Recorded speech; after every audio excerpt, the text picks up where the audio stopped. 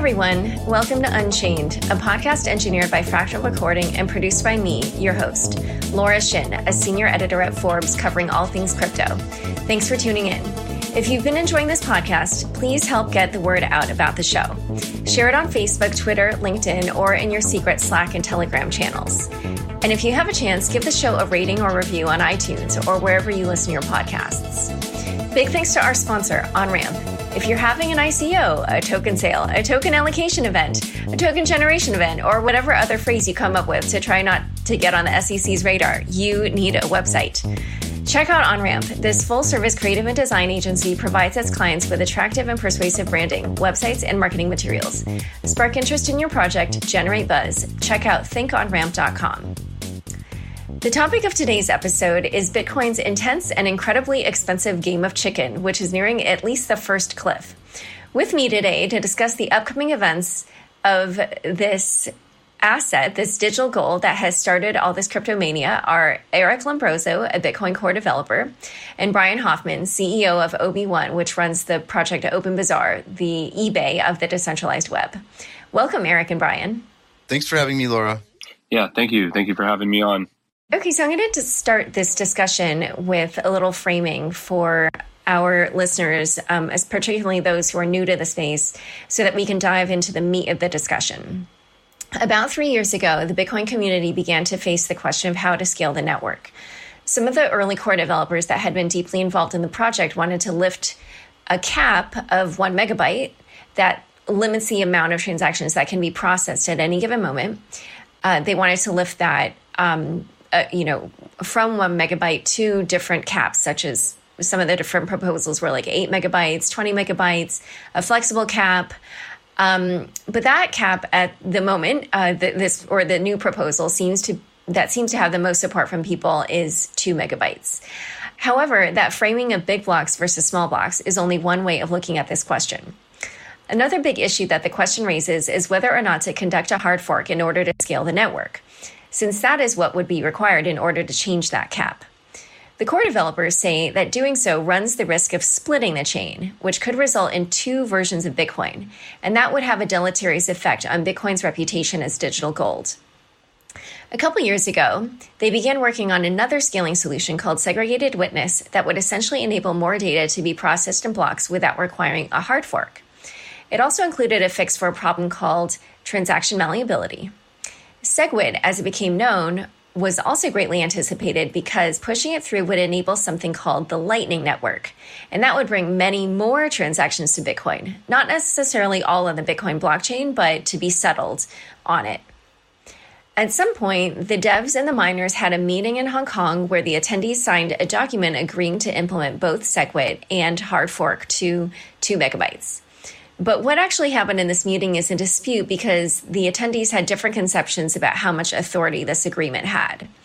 Regardless, once the work was done to begin implementing SegWit, only about 30 to 40% of miners actually gave it support, but the threshold necessary to implement it was 95%. One miner in particular, who owned the largest mining pool as well, is a company called Bitmain, headed up by a man named Jihan Wu. And Bitmain is also the largest mining chip manufacturer, and they opposed SegWit unless a block size increase came along with it. So a stalemate occurred. SegWit was sort of held hostage by Bitmain's desire to see this 1 megabyte block size increased. And as the divide deepened, each side began essentially threatening to cut the other side out of Bitcoin. And I did write a few articles on this, which I can link to in the show notes. However, in May, Barry Silbert, who's the head of Digital Currency Group, which is the biggest blockchain VC firm, brokered an agreement among the biggest economic actors in Bitcoin to push through something that they're calling SegWit 2X, or it's often called the New York Agreement as well, which basically says that SegWit will be implemented with 80% of mining power. And then after that, the network will upgrade to a 2 megabyte block size limit through a hard fork. It's essentially the Hong Kong agreement from a year and a half ago, just with some details that are different. And the companies that signed this agreement include some of the biggest economic actors in the space, such as Coinbase, Blockchain, Zappo, Shapeshift, and of course, Bitmain, which is this company that is most reviled and blamed for holding SegWit hostage. So in response, there was more support began to build for something called a user-activated soft fork, or UASF. And that actually also risks causing a chain split. So the deadlines for both SegWit2x and for the UASF are nearing. At the moment of recording, it's actually Thursday afternoon. It looks we're very close for SegWit2x to be locked in. BIP 91. Well, okay. It's called BIP 91 for those of you who maybe don't follow all the technical details. And if it does go through, then that should prevent the chain split that could have been caused by the UASF. But it doesn't resolve the question of whether or not we will see a chain split in November, which is when the hard fork to move to the 2 megabyte block size will actually take place. So that's everything. It's a very long summary, but we needed to get through that backstory in order to have a media discussion. So I actually want to start our talk with Brian.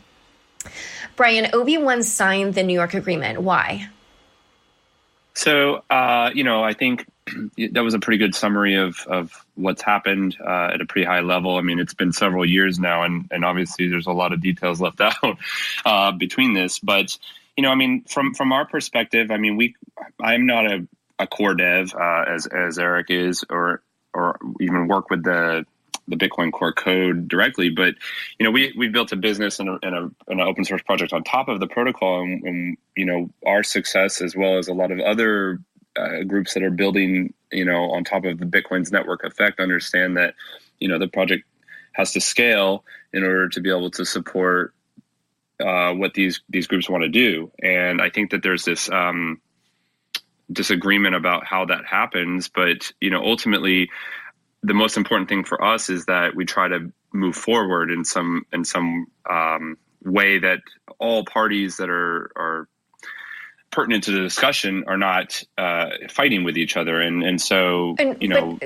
But I'm wondering, when you were saying, it's necessary to scale, as we mentioned earlier, SegWit actually would enable more transactions to occur on the network at any given moment.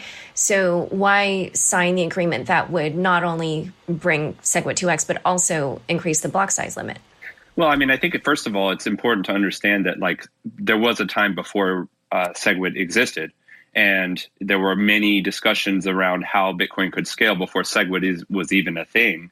And I think a lot of the people that feel this way about scaling, that SegWit is not the optimal option, are the ones that have been pushing back for the last few years. And I think, fair or not, they feel that giving SegWit now is a compromise that moves the market forward without ruining too many things, but yet a hard fork later on would be the part that they would be most interested in. And I think, I think the conversation has been reframed where, everybody agrees that SegWit is awesome and the hard fork is not great, but that's not how these people feel. Oh, interesting. So what is their objection to SegWit? Why do they feel it's not the optimal solution? This conversation could probably get in the weeds, and Eric could probably talk circles around me in terms of whether it's technically accurate. But my understanding is that SegWit could be enabled through a hard fork method, and it could do. There are several other defects in the protocol that we could also kind of package as part of that hard fork and clean up the code. And instead, many of them feel that SegWit in its current implementation as a soft fork is a little bit hacky and maybe not as clean as it could be. And I think that choice was made in order to sacrifice not having this, or to have backwards compatibility with other apps instead of breaking the network maybe with a chain split. Oh, interesting. And then for them, and I'm assuming you, why is it that increasing the block size is the better way to go? Obviously, increasing the block size is only a temporary fix. I think everybody pretty much agrees that that's true. And I think there's a lot of potential outcomes here. We could raise the block size, and it could immediately be filled up with spam and be a problem once again, which is what some people speculate. And maybe it holds us off for another year. But I think for me, the most important aspect of this is that I don't feel that this change is something that is going to long-term harm Bitcoin and the goodwill and positivity that comes out of actually moving all of the players in Bitcoin forward together is going to allow us to not have to go through these Mexican standoffs every time there's a critical change to be made to the network. Well, but do you think it is moving everyone forward together? Because I see that the core devs are not moving forward. Or, I mean, they're sort of being forced along. But they wrote BIP 91.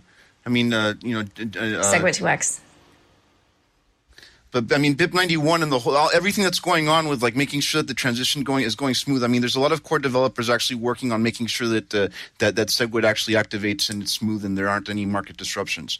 So there are core developers that are actually actively working on trying to make this transition as smooth as possible. Oh, okay. Yeah, I agree, and I think that that does not mean that everybody agrees with what's happening, but I think we're all trying to work together to make sure that this isn't a disaster in some way, because ultimately the market is deciding that Segwit is going to happen, right? We're obviously seeing BIP 91 is probably going to be activated soon. Yeah. But not just Segwit, but Segwit 2x, which is a different thing. Well, we don't know about that. That's like several months, further on. I think right now, like we're just concerning ourselves with like the current activation and then like seeing what's going to happen, because a lot of things can happen between now and 3 months. Okay, but so I want to go back to at this point about whether or not the core devs are coming along because they wanted to, or sort of because they realized that it's happening anyway, and so they need to jump aboard. Which is it?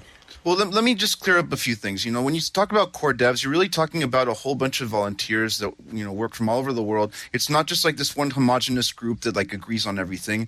There's a lot of internal disagreements and minor tiffs of different approaches of doing certain things. But for the most part, I think there's a general agreement as to the general roadmap as far as like the best way to move things forward. But let me just comment a few things if I can, just to give a little bit of context of my current situation in this. When I first started working on Bitcoin, I saw it as a proof of concept. I did not see it as a completed product. It was only worth like the market. There were barely any markets, and it was worth just like a couple dollars or something like that. And when was that? This was like 2011. Okay. And I expected it to become obsolete, for someone else to come up with a better cryptocurrency that would replace it eventually. That was kind of my expectation. And then I saw the rise of Ripple and Ethereum and several other projects, which I participated in the early stages, hoping that we would be able to fix some of the issues with Bitcoin and create a better cryptocurrency. So it's not like I was a Bitcoin maximalist that thought that, it's got to be Bitcoin and everyone's got to, do it this way. I always thought that if someone came up with a better idea and wanted to have a better cryptocurrency, that was fine. It'd probably be called something other than Bitcoin. So like you have Ethereum or Ripple or whatever, right? And eventually maybe users would migrate over to that because it would be a better platform at some point. But then I quickly saw that other projects made even worse mistakes than I think Bitcoin made. And there was a huge breakthrough, which was the discovery of how to be able to change consensus rules in a backwards compatible way. And this was like the really big breakthrough that made me believe which is called a soft fork.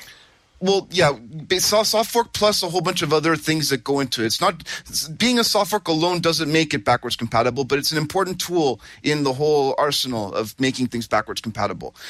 So, for instance, like the way that Segwit but just for people who don't know what all this means, the reason that that's significant is because then you can prevent a chain split and therefore prevent two versions of Bitcoin being created. Is that it?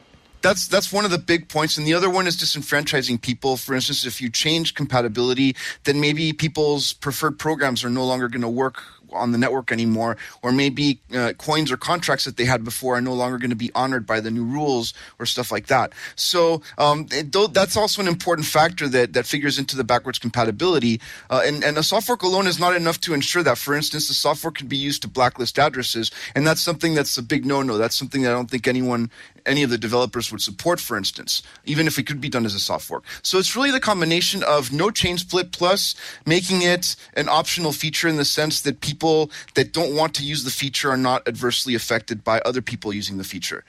So it was discovered that it was possible to extend Bitcoin in a lot of different ways by committing to extra data, to a hash of an extra data in a block. And I think, some people have made a big deal of whether it'd be easier to implement something like SegWit is a hard fork or not. And the truth is, no, actually, it's really no different. It's just where the commitment actually is placed. Obviously, with a hard fork, if we have the full ability to change anything we want, and we don't care about compatibility, we could start from scratch, and with the lessons of the past, we could fix a lot of other things if we wanted to.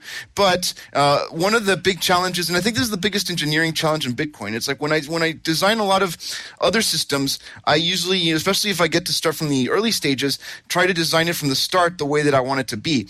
But Bitcoin is how it is right now, and we're bootstrapping this network that already has a lot of value. And the real engineering challenge isn't, how would I build it from scratch better, but how can I take what exists right now and modify it in a way that isn't going to break it, that's going to add the functionality that we want. So for you, it sounds like you feel like the number one priority at any point when you are making decisions about how to develop the protocol is whether or not you can make that change in a backwards compatible manner, which would therefore prevent a chain split. Is that what you're saying? That's a huge component, yes. And if it's not possible to do that, then I would probably consider doing something like Ethereum or Ripple, which is a separate blockchain. So, if I wanted to really change Bitcoin drastically and do something that was very different, that it was very hard to do in a backwards compatible way, I would probably just start a new blockchain.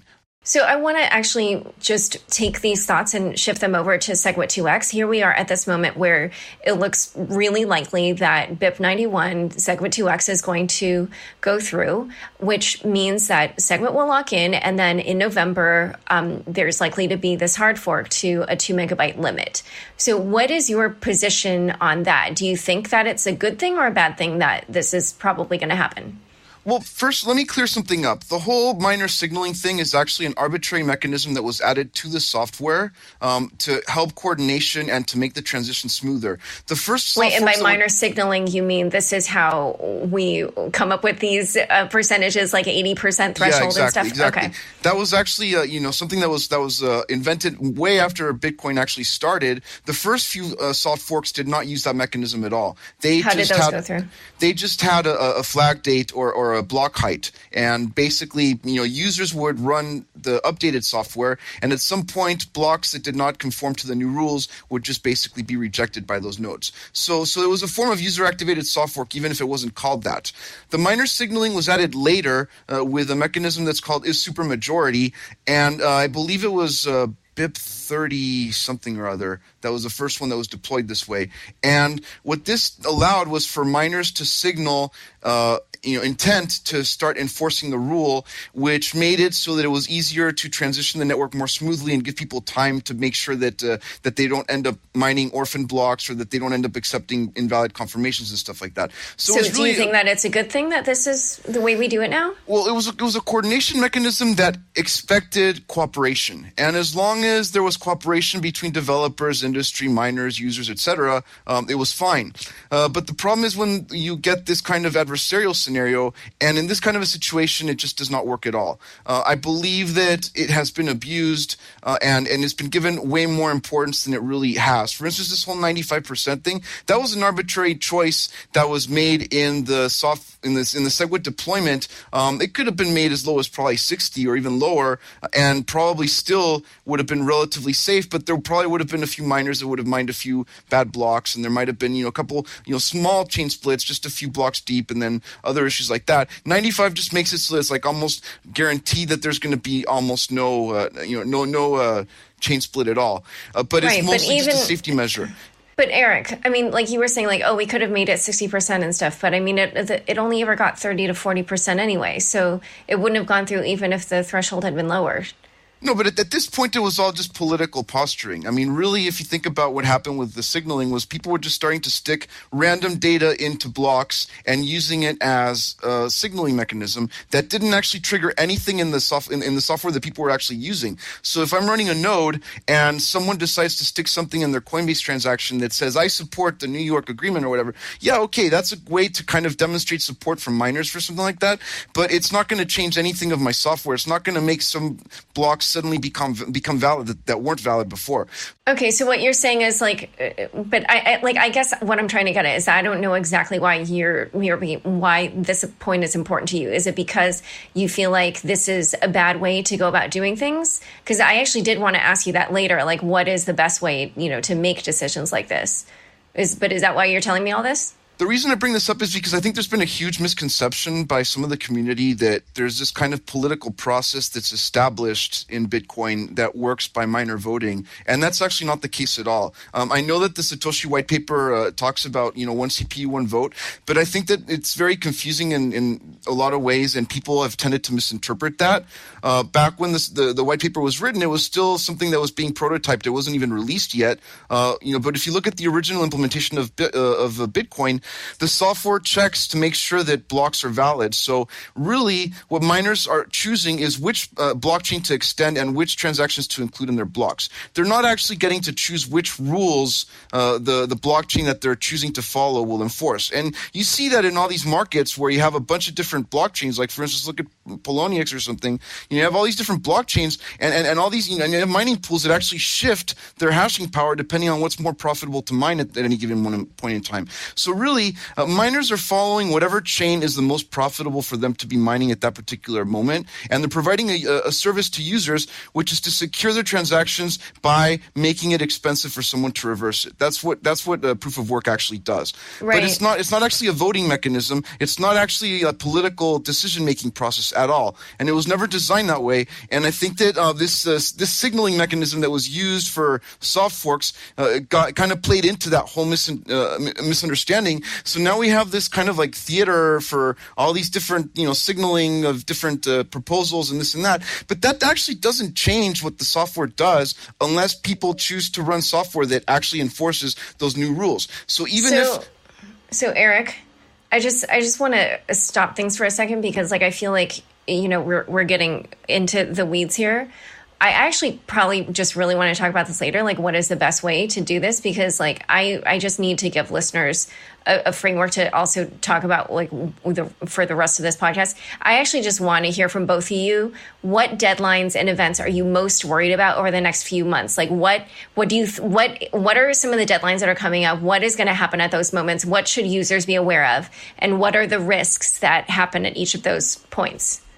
Okay, so right now we're waiting for BIP91 to activate. What BIP91 does is it requires signaling of the currently deployed version of SegWit, which is running on over 80% of nodes right now, has a particular trigger for it to activate. And once it triggers, then at that point, all blocks are going to have to enforce, or blocks that use SegWit are going to have to enforce the SegWit rules. So does that mean that immediately the chain has the segregated witness feature, which means that Lightning can be implemented Not immediately. That? Not No? immediately. This is just a trigger for the next trigger. It's kind of like a Rube Goldberg device. It triggers the next trigger, which is going to be a 2-week lock-in period and then a 2-week activation period. So we're probably looking at actual SegWit activation sometime probably mid to late August.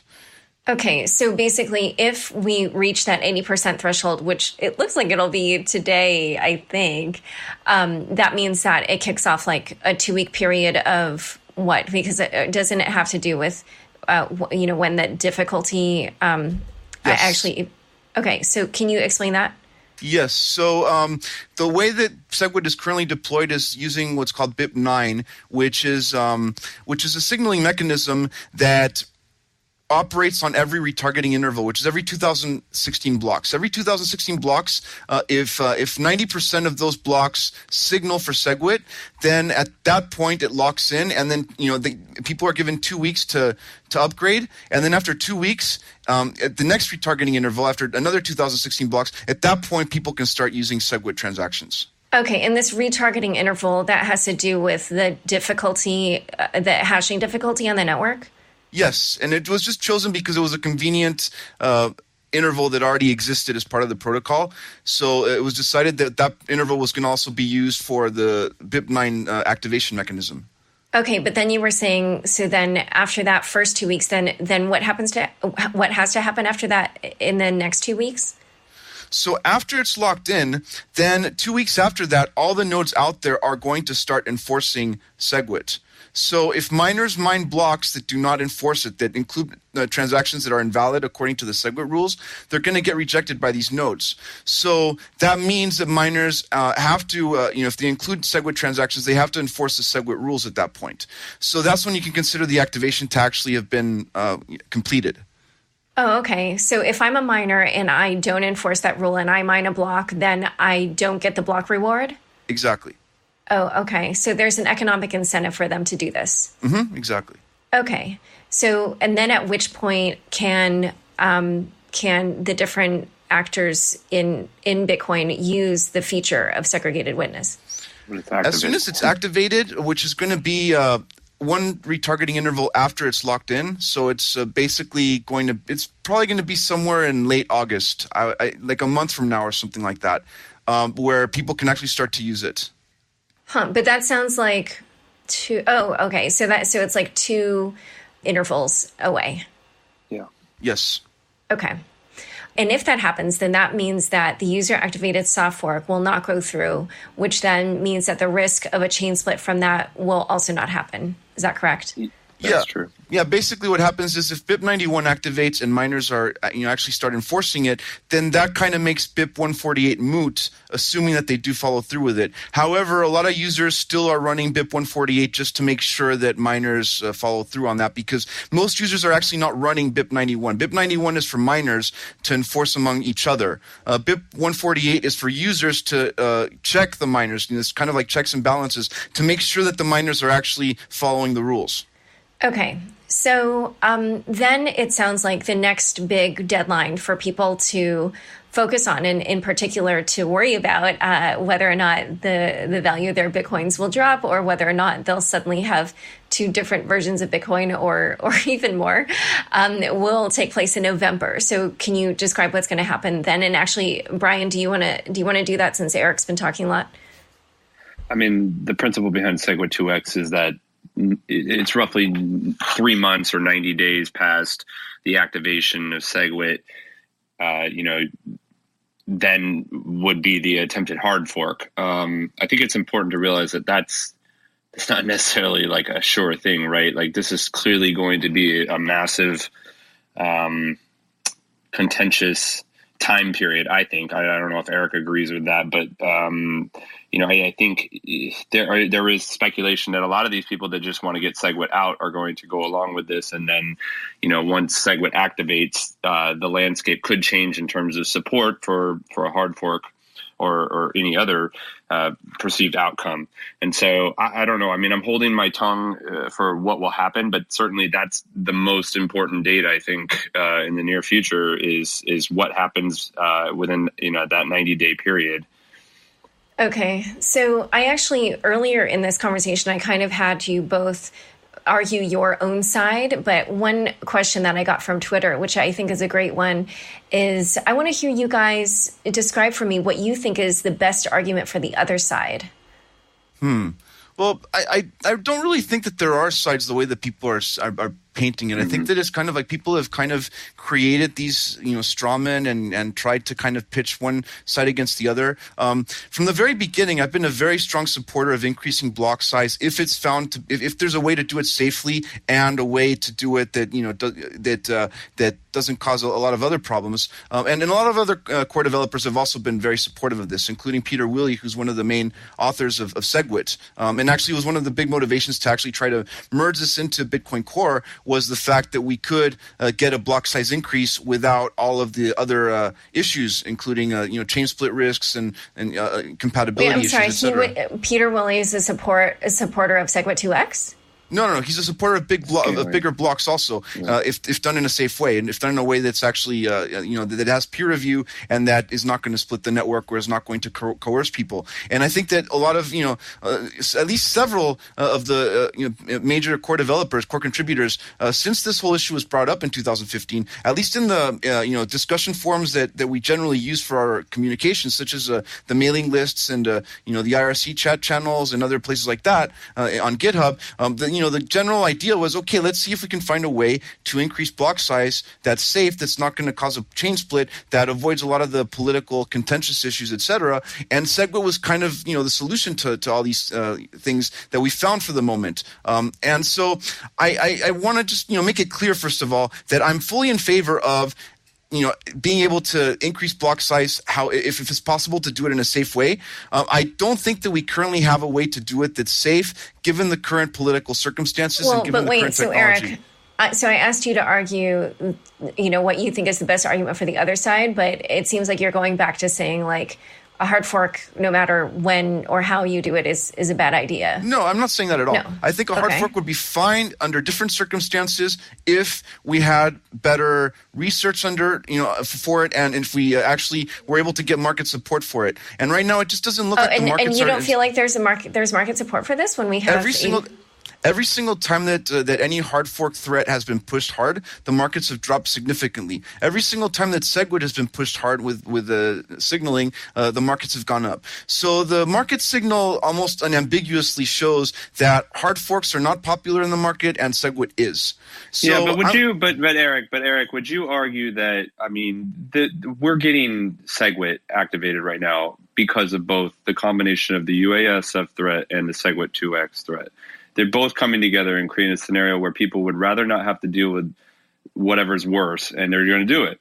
And we're seeing the market get pushed up. And that New York agreement, is SegWit plus a 2 megabyte hard fork. Now, I don't know if people are just bluffing and saying, oh, we want the SegWit and we don't want the 2 megabyte. We'll just take this for now, or not.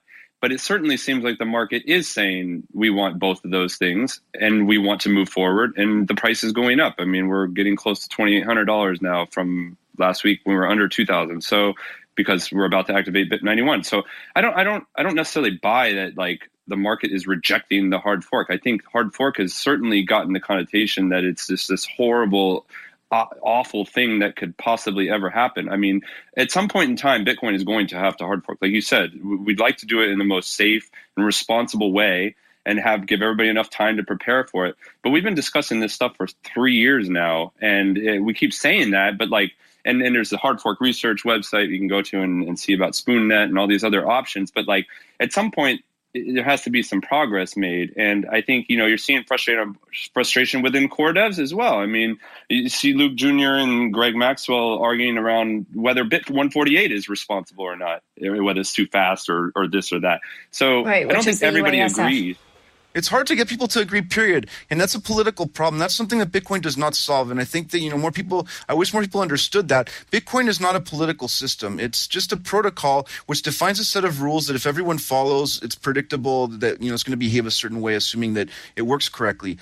Changing the rules now gets into the realm of politics. And Satoshi, unfortunately, did not give us a system for really being able to do that in a way that is, that's like spelled out for us. So we're kind of trying to create a way of doing that. But just as someone that's had a lot of experience working with the protocol and trying to make changes, I can tell you that it's extremely difficult. Like once there's a certain momentum and a certain amount of market value and stakeholders and all this involved in it, it's very hard to realign people and to steer the ship and to get people to accept changes to it. So those issues are way beyond just programming and coding or engineering, or we're talking politics here. And I think that people can write up all this code for hard forks and all these different scaling approaches, but in the end, it's like people need to run the actual software. You need to convince people to run it, and people need to and you need to make sure that that you don't get any kind of divergent interests that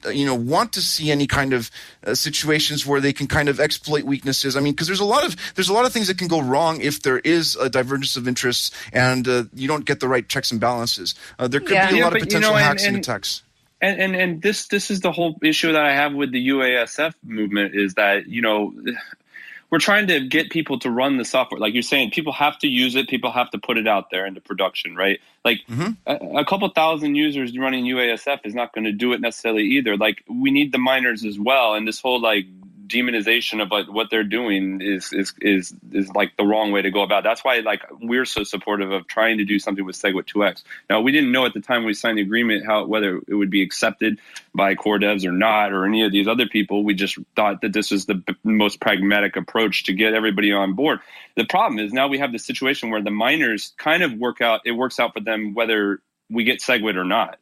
I mean, let's be blunt. I mean, if SegWit doesn't go through and the block stays small and the fees go up, they make money off the fees. And if the blocks get bigger and everything works out and it scales up and they get more fees that way.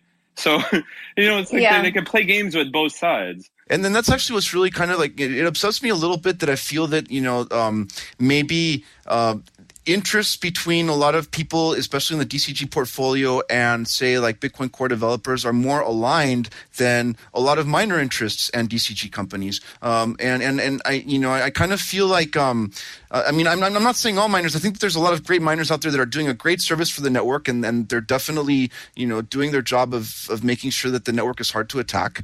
But there's also interest there that, as you point out, conflict with other companies. Obviously miners want to collect as much in fees as possible. Businesses that use Bitcoin want to pay as little in fees as possible, right? And so there's a negotiation that occurs here. I think that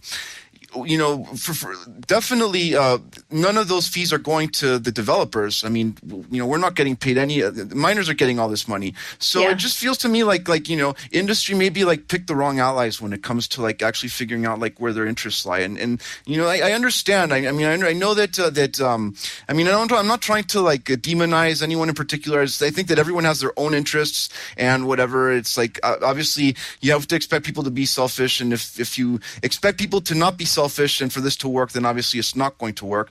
So let's hold that thought right there. We're going to break now for an important word from our sponsor, OnRamp, and then we'll go back to this really interesting topic. So with so many companies vying for people's attention now, it's important to stand out from the pack. If you're looking to become a go-to brand that lingers in consumers' minds, check out OnRamp, a full-service creative agency that helps its clients maximize brand awareness, gain market momentum, and accelerate growth. OnRamp has helped numerous companies do everything from create their branding and identity to redesign their existing website to draw more traffic. Plus, they've helped blockchain startups and projects. Whether you're launching your brand or repositioning an existing organization or just want to freshen your company's look, OnRamp can come up with a tailored design project or a strategic marketing plan that ensures your firm's lead in the market. Learn more and see examples of its work at thinkonramp.com. I'm talking with Bitcoin Core developer Eric Lombrozo and CEO of OB1, Brian Hoffman. So we were talking about the politics of this whole thing and about governance in general. And I wanted to ask you guys what you think is the best way for Bitcoin to make big decisions like this going forward. Well, I mean, there isn't a process right now. I think a lot of people might not be very familiar with all the intricacies of it. I think that there's a big kind of clash of cultures maybe between free open source software development and more corporate software development. But there is a process for submitting proposals, for getting them reviewed. There's a big open community out there for doing this stuff. But what's the process then for deciding between those different proposals? Well, I mean, right now.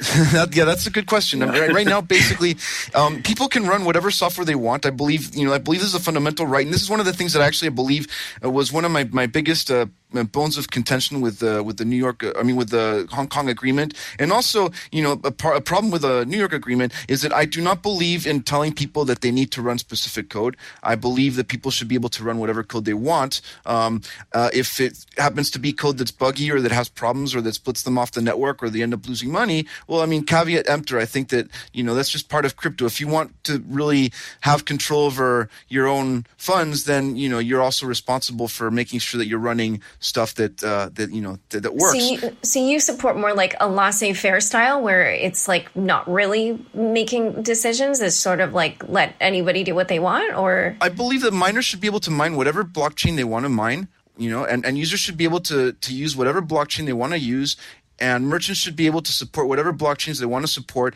and exchanges should be able to list whatever blockchains they want to list. But then in this case where there's, this issue with the network where there's more demand for transactions than the network is able to process, how do we, I totally get your philosophy here, maybe for other things in life, but when it comes to this kind of network where kind of everybody needs to be on board in order for the whole thing to stay together, what is the best way to make these decisions? But do they? I mean, for instance, Ethereum has been going on without the need for, Bitcoin. I mean, obviously Bitcoin is used as a reserve currency for all of crypto, but besides that, I mean, you have other blockchains that are chugging along. If people want to Wait, I don't know what you mean by that. I don't know what you mean by that. Are you talking about the fact that Ethereum had a fork, and so the people who disagree are not? No. I'm just saying that if you want to create a blockchain that has features that are above and beyond Bitcoin, nobody's stopping you. You can create a blockchain. It won't be called Bitcoin, but you can brand it and give it make it something big. And if you do a better job than Bitcoin, you should be able to win on the markets. I believe that's fair. But people that have already invested in Bitcoin, they want to retain that investment. They want, or the value of it. But that works both ways, though, because people that invested in Bitcoin also subscribe to a particular set of rules, a lot of users. And if you break compatibility with that, then it becomes a question of whether or not you can really still call that Bitcoin. Because as soon as you start to break rules that some people accepted as part of the rules of Bitcoin. So, Eric, I feel like you still haven't answered this question. What is the best way to make decisions about how to change the network? Well, first of all, anything that's technical requires technical review, requires a lot of peer review and making sure that, this is a lot of cutting edge stuff that, hasn't been really fully field tested yet. And we're talking about a bounty of, tens of billions of dollars. So there's very, very little margin of error here. It needs to be really, really carefully reviewed and tested and made sure that it actually makes sense, scientifically and technically. But then once we have a proposal that actually makes sense on all that, getting everyone to actually agree to use it really is a matter of aligning incentives. There really is that's one of the things about Bitcoin is that there's no formal governance structure in it, and I think a lot of people want to keep it that way. There's incentive structures, and if you can get the incentives to align correctly with a particular idea that you have, then the network might take you up on that. And I think that certain things make it much more likely for the incentives to align. For instance, not disenfranchising people or making features optional or supporting back. So from what you're saying, though, then it sounds like what Bitmain and Jihan did was rational, because if their incentive is for the long term to have more fees come to them and to have more transactions processed on chain rather than off chain. And so by, and Jihan, fully told me like he's not opposed to SegWit. What he's opposed to is SegWit without also a block size increase. And so then it sounds like what you're saying here is if incentives are the way that this should be run, then what he did was completely rational, because therefore now he's getting, hopefully if this goes through, he's going to get what he wants, which is the block size to be bigger and for more transactions to be processed on chain. And so then it worked. But I think that there's a little bit more to it here that I think Eric alluded to in the beginning of this podcast, which was that there's some control issues here that are getting glossed over. I think, for Jihan to say, I support SegWit, but I want a hard fork. This is a temporary fix. Let's not fool ourselves. Even if we move to 12 megabyte blocks, at some point that's going to get surpassed and we're going to be back to the same issue, right? So, unless Lightning Network or something solves everybody's problems. But once again, it still requires on-chain transactions. And so this is still a problem. And, I think, that it wouldn't be developing the UAHF and these other BU and Bitcoin ABC and all these other things that change the governance model of Bitcoin if there wasn't more of a power grab also here at play. And that's something that we shouldn't ignore. So you think that Jihan or Bitmain was basically doing this as a power grab against the core developers to be like, hey, I know you guys want this thing, but you can't have it unless you kind of go along with what I want. Is that what you're saying? My hunch is that I think they felt like they had a lot of control when Bitcoin Classic and Bitcoin Unlimited came out. They thought they had enough power as miners to kind of force some of this governance stuff through, and they realized that wasn't going to happen. So now this is somewhat of a little bit of, I think, a gracious capitulation to the market because users were rejecting them as well. and not adopting unlimited or these others, and they're going to maybe make another run at it. I don't know. This is my speculation, but obviously, Brian, I also want to ask you though the same question about what do you think is the best way for the Bitcoin community to decide on big decisions like this? Well, I mean, I certainly think that we need to reevaluate how much weight we put on miner signaling and influence. I mean, I think it's clear that they have too much control. We have to always fly to Hong Kong and talk with them every time there's like a problem or we want something done. And I think that kind of is not a tenable long-term solution. I don't necessarily know what the problem is, but what the solution is. But I mean, I think we're in this weird transition period where we had this like very like Eric said, a proof of concept blockchain with a consensus model and a process for like trying to figure out how we get new rules into the protocol. The bit process was created after the fact. All this stuff was kind of added on, and we're getting to the point where maybe it's almost better that like the protocol is this like it's like TCP/IP, like it's not changing all the time. It's not dramatically like we're not adding new rules to TCP/IP every 6 months, right? Like everything is done another level up. So then making it a settlement layer, as which would happen if we kept the limit, the block size low. I don't know if that's certainly the best solution, but I think at least if that was the plan, and then everybody understood that we could kind of use that as a foundation to build off of, and then maybe more people would put effort into the next level up. I think now that's interesting that you're saying that, because since you signed the New York Agreement, which was something that was kind of against that philosophy of keeping Bitcoin more like a settlement layer. But it's weird that now it feels like you're sort of arguing against yourself. I'm not arguing against myself because I don't personally consider myself on a side. I think, I don't think either of us two guys that don't necessarily disagree as much as it seems like, right? Like, I think we're all very pragmatic about what we should do. And I think most of the disagreements are around just petty political arguments. I think what we agree that we need to be safe about our scaling enhancements. And the reason like I said before, the reason that we support the New York Agreement is because we feel like this is the best chance that we can get SegWit, which I think most people agree is better than what we have right now, and at least solve some of the problems for now, and sets up Lightning Network and helps us. So for you, it's just like a pragmatic choice. It's like this isn't the best thing, but it's like the highest chance of ending this debate and just moving things forward. I think so. And a lot of people would argue that that's not a great reason to support something, because you should always do what's technically the best thing. But you know what? That's not the way the world works. Often you have to kind of sometimes you just have to like accept it and move on, and we build off of it, because ultimately I think Bitcoin is stronger if we have miners, big businesses, small businesses, users, core devs, everybody moving in the right direction, like together. I mean, I don't think that we're ever going to really like do much. What we're going to do is we're going to encourage people to go off and do altcoin development and start these other projects. I mean, we're already seeing that, and it's sad that a lot of other garbage comes along with that. And, the people that are true Bitcoin believers that have been here for like many years before all that stuff kind of existed, they understand that like the core devs that work on Bitcoin are probably some of the most devoted and most dedicated people in the space. They're some of the brightest, and they don't give up on their principles. And that's why we're seeing this battle, because these guys are the guys you want behind that. So I want to ask about something that Eric brought up earlier, which is such an interesting question to me. But one of the users, so I tweeted something like, hey, I'm going to have a big blocker and a small blocker on my podcast. What should I ask them? And all these people took issue with the way I framed it. And one that I loved was like, it's more like corporations versus cypherpunks. So what do you think? Because I feel like there is this tension where, Bitcoin started, the early community largely consisted of libertarians. And then the people who more brought it to the masses were these corporate entities like Coinbase, Zoppo, Block, BTCC. So what do you think about that idea that this is, what's really going on here, that is what really the battle is right now?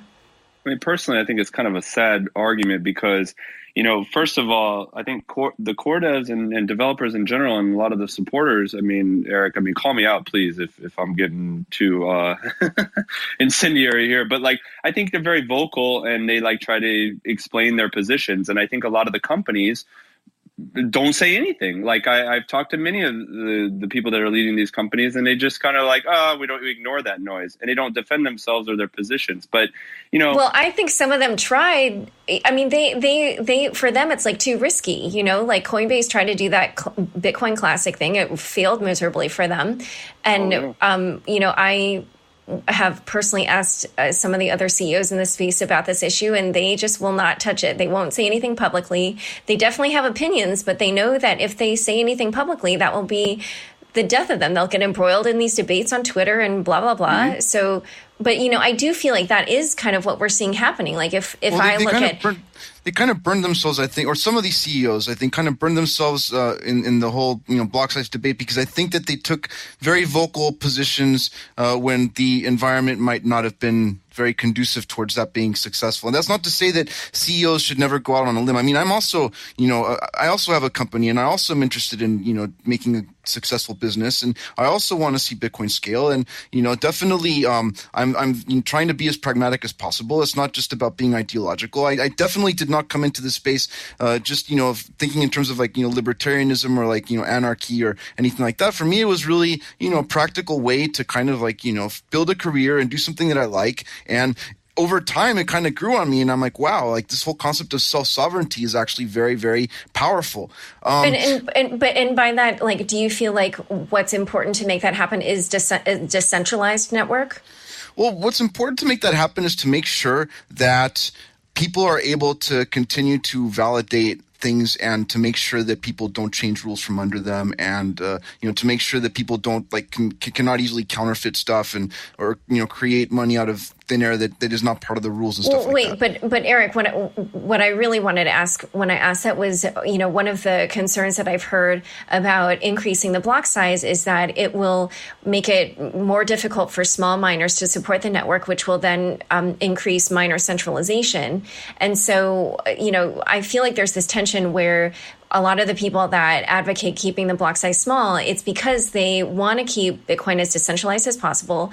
And then you've got these startups and other companies running on the Bitcoin network who are like, oh my God, these transactions aren't going through. It's causing us all these problems. We've got these users who are really annoyed at us, and so for them, it's kind of like this headache. And then for you guys, it's this philosophical thing of hey, we need to keep the network decentralized because already it's so centralized. Am I wrong in thinking that that's... There's that's 3 why points. It's not black and white. Yeah, it's not black and white, but there's 3 points I want to address here. I think there's 3 issues that you're kind of combining there. One is this backlog. Part of it just has to do with wallet software and fee calculation software that was just not prepared for full blocks. Obviously, if blocks are full, it's just an economics thing. If supply is low and demand is high, obviously fees are going to get higher. But better fee calculation heuristics in wallet software will make it so that you don't have to wait as long. And I think a lot of the earlier situations with that were just wallets that were not calculating fees correctly. So right, but that's only going to take us so far. 5 or 10 years from now, when hopefully there's a lot more activity on the network, then what? Well, we'll still, even if you have correct or better pricing, some applications are going to get priced out given a certain level of supply, no doubt. But the issue, so the second issue is regarding validation costs. How expensive is it to make sure for you to check on your computer that the transactions that you received are actually valid?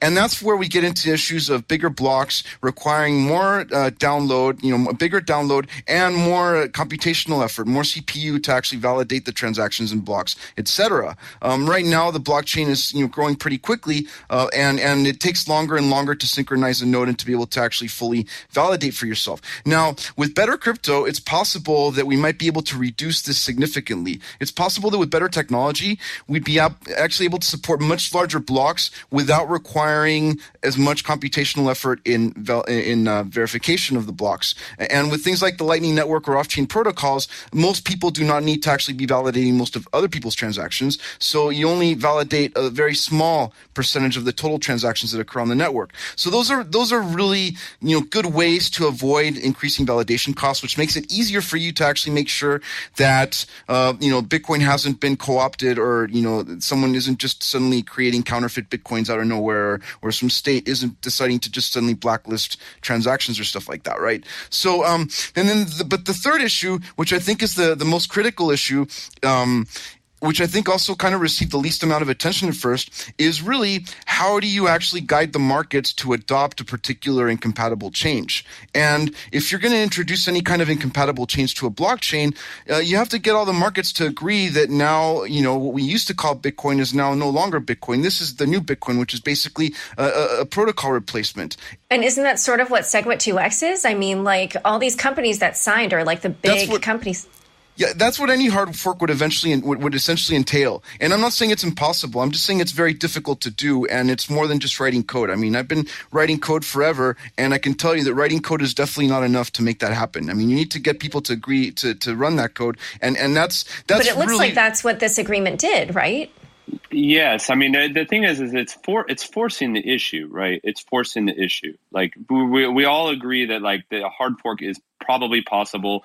Whether it's smooth or not, that's debatable. But like it needs all this preparation. But the SegWit2x is saying, look, this is not like a super crazy leap to go from 1 megabyte block size to a 2 megabyte block size. Let's do this. We can do this. So since this is actually such a small increase, really, that we're getting, I am wondering, kind of like long term, what do you guys think is the best plan for scaling? Yeah, see, so that's the thing. Like, it's interesting what Brian just mentioned, like just going from 1 to 2. I mean, even if we were going from 1 to 1.1, the same exact issues with chain splits and incompatibility issues would arise. So it's not a matter of how much bigger we make it, right? And if we make it bigger, then, are we really, what are we buying? What are we getting for that? Is it really worth the disruptions and all the potential havoc that can be wreaked on the network just to get 2x? Should we hard fork to like 4 megabytes or 8 or do Bitcoin Unlimited?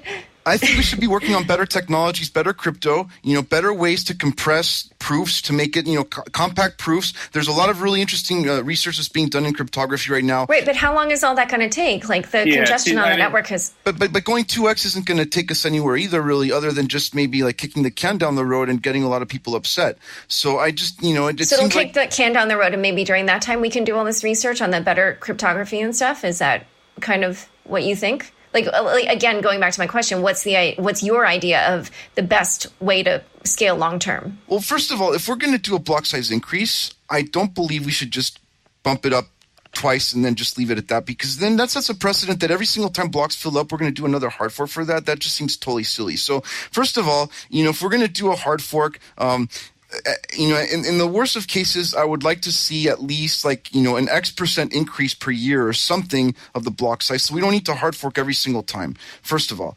And second of all, I would love to see a more dynamic or more adaptive kind of system that responds to actual, market dynamics, and to have more a protocol that can support other functions besides just paying miners, like, paying relay nodes and paying validation, paying for proofs. There's ways for cryptographically generating snarks or stuff like that maybe, and paying people using payment channels to be able to do that kind of stuff. Once you start to get those kinds of incentives, now you're talking being able to increase the capacity to much higher levels without significantly degrading security. So, but it sounds like, so those are things I haven't heard much about them, and I don't really know much about them, but it does sound to me like they're probably further off.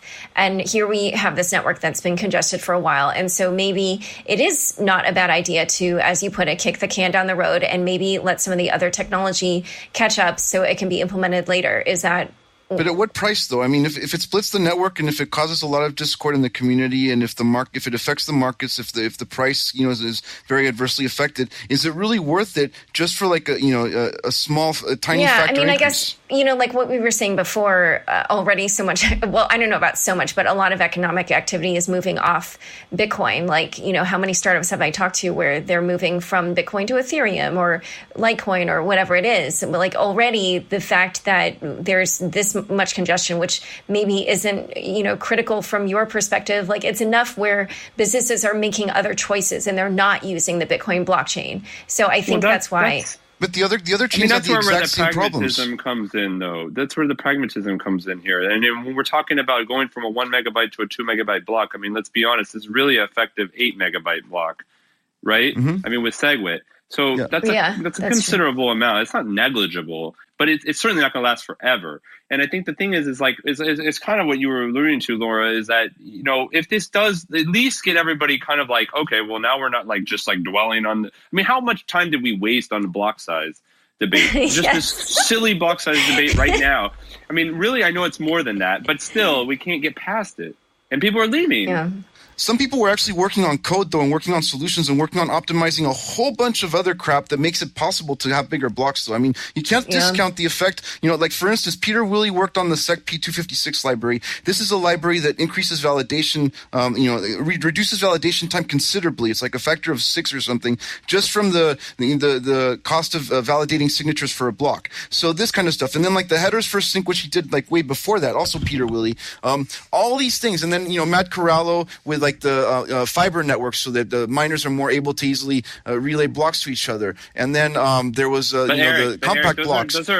Those are brilliant technical solutions that the perception is not feeding out into the mainstream, right? All these things like are necessary, though. Businesses and expanding the ecosystem for Bitcoin that are making it more valuable, they're not catching that. So I don't know, maybe there is like some kind of communication issue gap here. Definitely a communication gap. I mean, all these things are necessary. Like amazing innovations. They're not just amazing innovations, they're necessary. They're prerequisites. Without this, what will happen is that you'll run a node and you will not be able to keep up with the blockchain. It just will not sync. The blockchain will be advancing more quickly than your computer can keep up with it without these advances. If we were to use Bitcoin Core from just a couple of years ago, it would not be able to keep up with today's blockchain. So all of these advances are going on, and all these are necessary in order to be able to do a block size increase. So we're running out of time, so I'm just going to ask you guys one last question, which is that as we go forward, every single design decision that we make in Bitcoin is going to require some trade-offs. So when you think about the different kinds of trade-offs that you're willing to make, what would you be willing to do to keep the network growing? Well, I mean, I think that it's, obviously there's risks involved in anything that we're doing right now. It's a huge project with a huge bounty. It's one of the biggest, socioeconomic experiments conducted in history, probably. And I think that, there's a certain risk tolerance that different people are willing to take. And what's yours? Well, I personally would like to see good solutions to scaling. I think there's some really great ideas, but I would like to see more constructive dialogue first without people just jumping to specific solutions that they think are, because this is the problem, Laura. But Eric, what trade-off are you willing to make? What trade-off is, there's millions of different trade-offs depending on the situation, right? Yeah. But definitely, for sure, I think the self-sovereignty aspect and the ability to validate transactions for myself is a huge part of what I value in Bitcoin more than anything else. Which is more like the decentralization philosophy? Yes, but I would definitely like to grow the network and make it, support way more. I would just like to see better crypto implemented. So I just want to draw that out. So if that's your priority, then the downside to that, the trade-off that you're willing to make is maybe because essentially if we keep it that way, then that one of the ways to do that would be to keep the block size low, which then is something I think that will cause a lot of problem for some of the bigger economic actors. And potentially also long-term for the miners. Is that... Not necessarily. I mean, there could be ways to grow the block size that are actually smart, that make sense, that we can get a lot of support for, and boom, we do it. It's just that the ways that have been, called for so far are just really brute force, blunt, things that a lot of people think, is it really worth the risk? A lot of people are not going to get behind it. It's probably going to cause a lot of contention and potential market disruptions. And is it really worth it for, just getting a 2x increase, for instance? If it was 1,000x, I'd be like, oh, yeah, maybe it is worth it. But, if my business is just going to increase... But if it's 1,000x, then you lose your decentralization priority. No. You could still do 1,000 times the number of transactions without sacrificing decentralization with better crypto and a better protocol. Okay. And Brian, what about you? What trade-offs are you willing to make?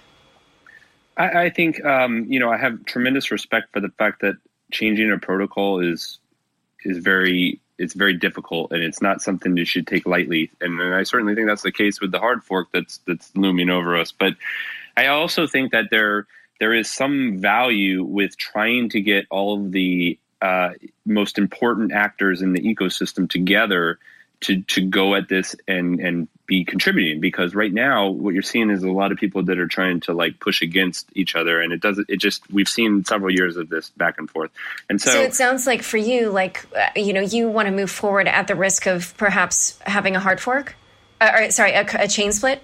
I think decentralization is this weird term that people throw out there, but it's a gradient. It's not black or white. Like, there's different degrees of decentralization, and whether or not this hard fork to a 2 megabytes is going to dramatically impact true decentralization of Bitcoin, I certainly personally don't think that that's going to impact it that much. There are others that do. They feel like it will kill Bitcoin. But I think the most important thing is like that we just like kind of push through this, we get it, and we do what the market is asking for. And right now we're seeing that people are asking for SegWit, and they're asking for another, an increase in the block size. And so, okay, and actually, we don't know about the second part. We definitely know about SegWit, but the second part, I'm still not sure. I have one last question for Eric, which is that, this change that's happening was implemented essentially without, even though many core developers opposed it. So after this, where does that leave the core developers in terms of their power over the protocol? Well, I mean, let me just clear up a little bit what happened there. I mean, I feel that there's a lot of communication problems communication has been pretty bad for a long time. I mean, like, for instance, most of the DCG portfolio companies, I don't think even really realized like who most of the core developers were, or even like met most of us like until fairly recently. Back in 2015, basically, like, they thought that they had like, the Bitcoin Core had spokespeople and like a couple developers, and that they kind of represented Bitcoin Core to the industry. And industry didn't really come to talk to us about any of these concerns at all. We kind of had to pick this up indirectly because other people were complaining, right? And so, first of all, it'd be really nice if like people in the industry that actually have concerns about this, like, would actually come and approach us and like talk to us about these things before like making decisions and like doing full on campaigns trying to push particular agendas. Because if we can kind of work on these things and get more consensus beforehand, it'll go a lot smoother. So I'm just wondering, like, I think, and correct me if I'm wrong, the main developers behind SegWit2x are Jeff Garzik and Mike Belshie. Is that correct? Well, Mike Belshie, I don't think is a developer. It's okay. Mostly Jeff and some other contributors on the team. So, and Jeff is with Block, BLOQ, and his co-founder Matt Rozek was on the podcast earlier, and then Mike Belshie is with BitCo. So, they're kind of like shepherding this massive change through. And so after that, like, where does that leave the core developers?